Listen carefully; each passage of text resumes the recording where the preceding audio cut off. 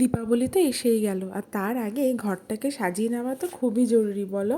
তাই আজ সকাল হতেই অর্ণব একেবারে আমাদের যে সাজানোর জিনিসগুলো আছে তার খাজানাগুলো খুলে বসেছে।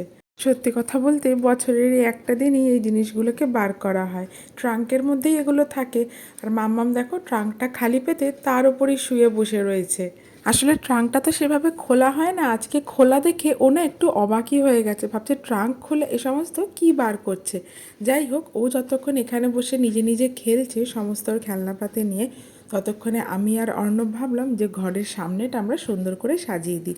আসলে এখানে কিন্তু দীপাবলি মানে কালী পুজো নয়, দুরকম পৌরাণিক গল্প এখানে চলে। একটা হচ্ছে মানে ভগবান শ্রীরাম যখন 14 বছরের বনবাস কাটিয়ে ফিরে এসেছিলেন, তখন সারা অযোধ্যা নগরীকে এত দীপ দিয়ে সাজানো হয়েছিল যে তখন থেকে সেই দিনটিকে দীপাবলি হিসেবে পালন করা হয়। আর আরেকটি পৌরাণিক গল্প যেটা আছে, রাক্ষস নরকাসুরকে বধ করার পরে এই দিনটিকে দীপাবলি হিসেবে পালন করা হয়, মানে দুষ্টের ওপর শিষ্টের যে জয় সেইটারই প্রতীক হচ্ছে দীপাবলি। আর এই দীপাবলির দিন কিন্তু দিল্লিতে ঘরে ঘরে লক্ষ্মী গণেশের পুজো কিন্তু হবে।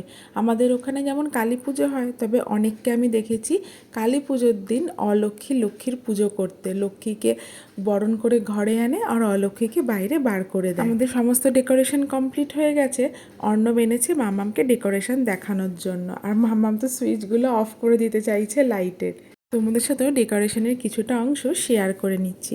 দেখো, উৎসব যেই কারণেই পালন করা হোক না কেন, নিজেদের মধ্যে পজিটিভিটি বলো বা একে অপরের সঙ্গে সুন্দর সময় কাটানো বলো, সুন্দর জামা কাপড় পরে সাজগোজ অথবা খুব ভালো খাওয়া দাওয়া, সবই কিন্তু এই উৎসবকে ঘিরেই হয়। আর আমরা যারা দূর দেশে থাকি তারা তো এই দিনগুলোর জন্য অপেক্ষা করি যে কবে উৎসবের অজুহাতে আমরা একটু বাড়ি যেতে পারবো। আর যারা বাড়ি যেতে পারি না, তারা যেই জায়গাটায় রয়েছি সেই জায়গাটাকেই চেষ্টা করি সুন্দর করে সাজিয়ে যতজন পরিবারের লোক আছে তাদের সঙ্গে সুন্দর করে কাটাতে।